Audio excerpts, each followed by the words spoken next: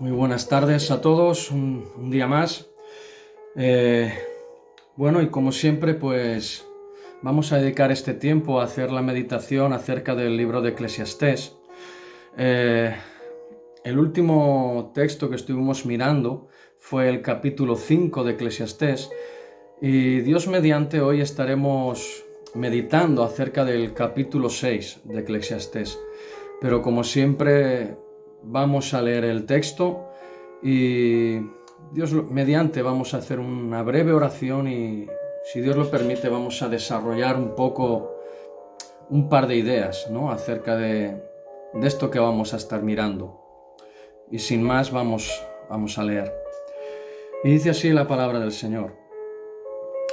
Hay un mal que he visto debajo del cielo y muy común entre los hombres, el del hombre a quien Dios da riquezas y bienes y honra, y nada le falta de todo lo que su alma desea.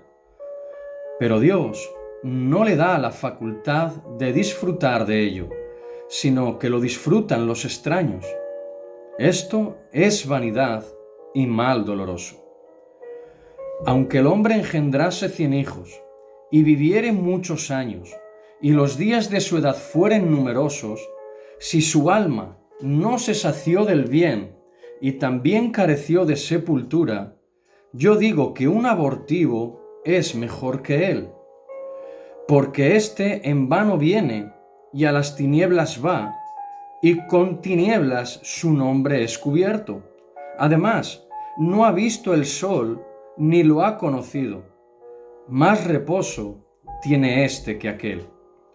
Pero si aquel viviere 1000 años 2 veces, sin gustar del bien, ¿no van todos al mismo lugar? Todo el trabajo del hombre es para su boca, y con todo eso su deseo no se sacia. Porque, ¿qué más tiene el sabio que el necio? ¿Qué más tiene el pobre que supo caminar entre los vivos? Más vale vista de ojos que deseo que pasa. Y también esto es vanidad y aflicción de espíritu. Respecto de lo que es, ya mucho que tiene nombre, y se sabe que es hombre, y que no puede contender con aquel que es más poderoso que él. Ciertamente, las muchas palabras multiplican la vanidad. ¿Qué más tiene el hombre? Porque, ¿quién sabe cuál es el fin del hombre en la vida? Todos los días de la vida de su vanidad, los cuales pasan como sombra.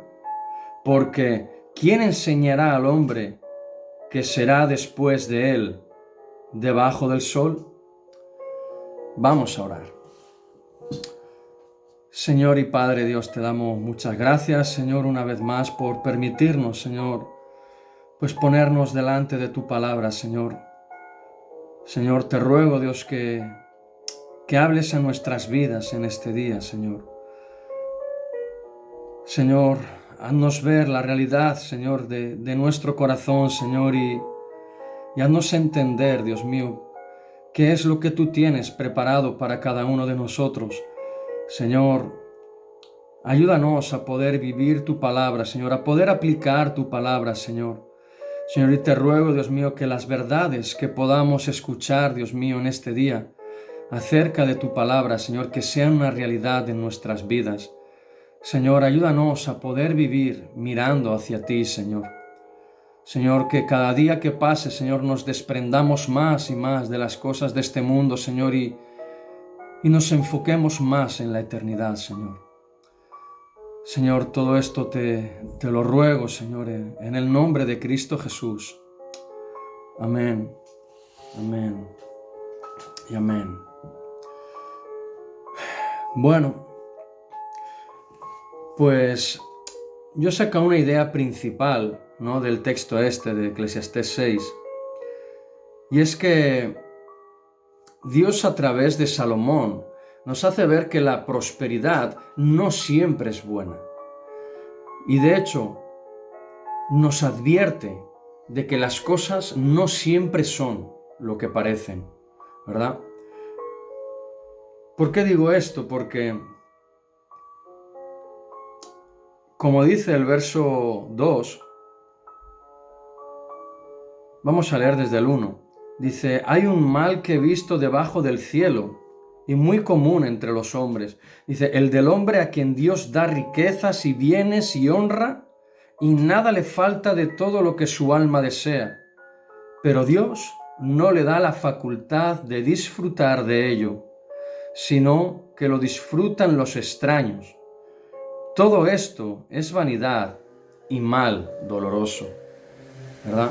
O sea, no siempre las cosas son lo que parecen.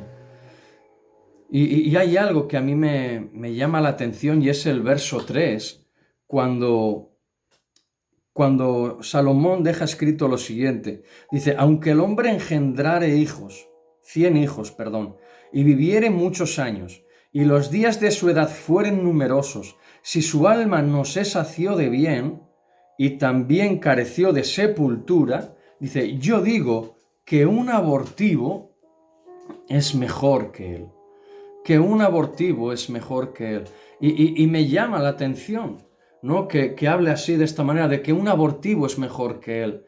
Yo he estado mirando y estudiando un poquillo acerca de esto y hace referencia a un aborto natural, ¿verdad?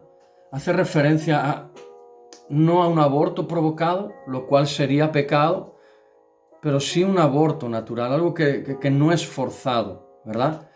Y dando a entender, ¿no? Y teniendo una idea, este versículo, de que el hecho de tener una larga vida, tener muchos hijos, ¿verdad? Esto pudiera parecer que es una bendición, ¿verdad? Pero el morir al nacer quizás sería más preferible que el vivir una vida vacía, que el vivir una vida insatisfecha, que el vivir una vida sin tener alicientes, ¿verdad? O sería mejor el morir a nacer que el hecho de tener una gran cantidad de descendencia y que ninguno de ellos se preocupen por los asuntos del reino de Dios, ¿verdad? Sería preferible esto, morir a tener una descendencia que ni se preocupen de las cosas de Dios, que ni siquiera se preocupen por dónde van a pasar la eternidad, ¿verdad? Y me llama la atención esto porque yo conozco, ¿no? de primera mano muchos casos en los que matrimonios creyentes, ¿verdad? Matrimonios cristianos con hijos nacidos dentro del seno cristiano, ¿verdad? De pronto empiezan a crecer, empiezan a tomar sus decisiones, ¿verdad? Y seguramente que sus padres los hayan tratado de educar de la mejor manera, tratando de educar en los caminos del Señor, tratando de poner, como se suele decir, toda la carne al asador porque sus hijos de alguna forma glorifiquen y honren a Dios con sus vidas. Pero algo pasa en estos jóvenes que llega un punto en que deciden más por las cosas de este mundo que por las cosas de Dios. De hecho, hay muchos jóvenes que yo conozco de primera mano que a día de hoy están viviendo como si fueran mundanos, habiendo nacido en un seno cristiano. Quizá la pregunta sería, ¿verdaderamente llegaron a nacer de nuevo? ¿Verdaderamente llegaron a ser creyentes convertidos por el Señor? Porque si es verdad, como hemos visto, de que las cosas no siempre son lo que parecen, no por el hecho de que una persona nazca en un seno cristiano es que ya es cristiano, no porque, supongamos, ¿no? Yo tenga un hijo con mi mujer, no por el hecho de que mi mujer sea cristiana y yo sea cristiana es que mi hijo ya es cristiano de nacimiento, no es así. O sea, mi hijo el día que lo tenga, y si lo tengo, será una persona que necesite conocer al Señor, que necesite arrepentirse de sus pecados, porque hay una realidad. Nacemos en pecado. Como dice el salmista, en pecado me concibió mi madre. O sea, no porque uno nazca en una familia cristiana es que ya es cristiano. sea, esta idea debemos de quitárnosla de la cabeza. Y como digo, ¿no? A veces es casi preferible, aunque suena brusco, ¿no? El hecho de morir casi al nacer, ¿verdad? Que el tener una vida vacía, una vida sin sentido, una vida sin propósito, ¿verdad? O casi también, como hemos visto, es mejor el morir al nacer que el tener un montón de descendencia y que ninguno de ellos se preocupen por la eternidad ni por las cosas del Señor. Y yo, meditando en este pasaje todo, sacaba como dos puntos, ¿no? Dos ideas, ¿verdad? Y es que sí es verdad que cuando quizá podemos llegar a estar mirando a alguien, ¿verdad? Observando la vida de alguien que pareciera tenerlo todo, lo que uno pueda llegar a querer y desear, es fácil sentir envidia. Es fácil sentir envidia.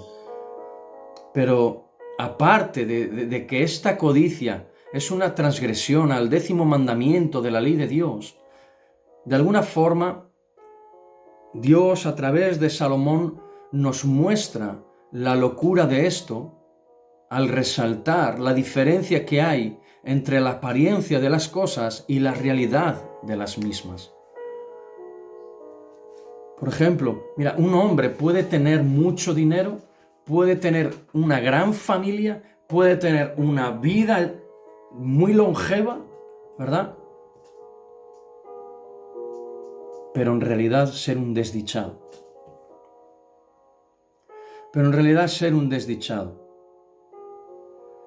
Y la realidad es que el tener todas estas cosas no es un indicativo de que la cosa marche bien. El tener grandes lujos, el tener, como suelo decir yo, las arcas llenas de dinero, el tener una gran descendencia, el tener una vida larga en este tiempo en el que vivimos, no es un indicativo de que las cosas estén bien. Porque también conozco personas, ¿verdad?, que les sobra el dinero. Yo creo que tienen el dinero por castigo, muchas personas, ¿sabes? Pero luego ves sus vidas y son vidas huecas, son vidas vacías. Son personas que de tanto que tienen no saben ni qué hacer con ello. Sí, pueden tener grandes casas, grandes coches, permitirse muchos lujos, incluso muchos son con familia numerosa, tienen hasta 5 y 6 hijos, pero no les llena. No les llena. Y cuanto más tiempo vivan, más desdichados serán. ¿Por qué? Porque han puesto su mirada en estas cosas, han puesto su confianza en estas cosas, ¿verdad? Ahora, la solución a esto, ¿qué sería? La solución a esto es sencillo, es confiar en la sabiduría de Dios. Es confiar en Dios. Porque Él es quien ha determinado nuestros tiempos y nuestras circunstancias y hemos de aprender a experimentarlos y a estar contentos con esto. Y esto es complicado, ¿eh? Esto es complicado. Porque puede uno estar viviendo tiempos en los que quizá no vea la luz durante bastantes meses. Pero si confiamos en que Dios es soberano, si con nuestra boca confesamos de que Dios es todopoderoso, hemos de vivir acorde a lo que sale de nuestra boca. Hemos de vivir acorde a lo que profesamos, que es nuestra fe. Y por otro lado, el segundo punto que yo sacaba, ¿no?, es que el recordatorio que Salomón nos hace, ¿verdad?, con respecto a que la vida no es más que una sombra, no hace otra cosa que reforzar el tema recurrente e importante de la brevedad de la misma. Por ejemplo, si comparamos nuestra vida, ¿verdad? A la luz de la eternidad, aquellos que tienen una vida súper larga, 90 y pico de años, incluso hasta 100 y pico de años, comparado con la eternidad, es un suspiro. Es un suspiro, que son 100 años de vida comparado con una eternidad. ¿Qué son? No son nada. De hecho, Santiago, vamos a ir un momento allí, en la carta de Santiago, en el capítulo 4, dice así lo siguiente.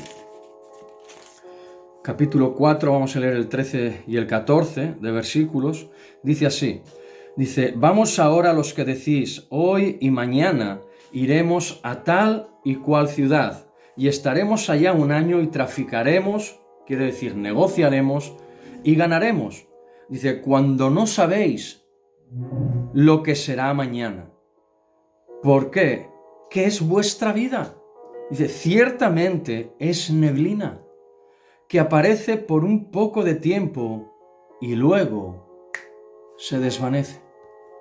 Aparece por un poco de tiempo y luego se desvanece. O sea, no es nada. Entonces, para concluir,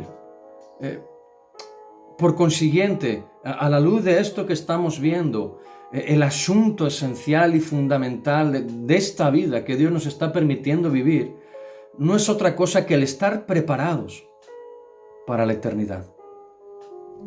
El estar preparados para la eternidad. Ahora, el estar preparados para la eternidad, de alguna forma requiere que miremos a Dios.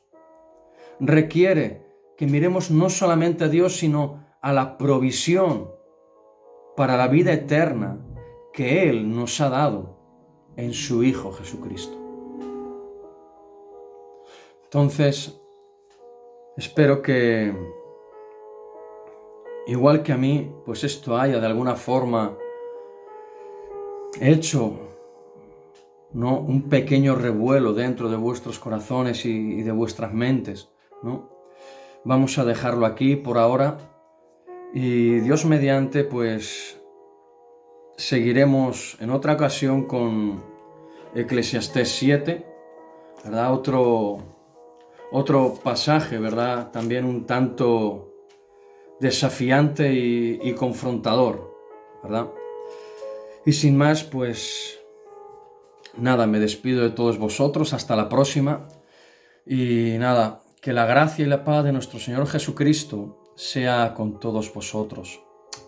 En el nombre de Cristo Jesús. Amén. Amén. Y amén.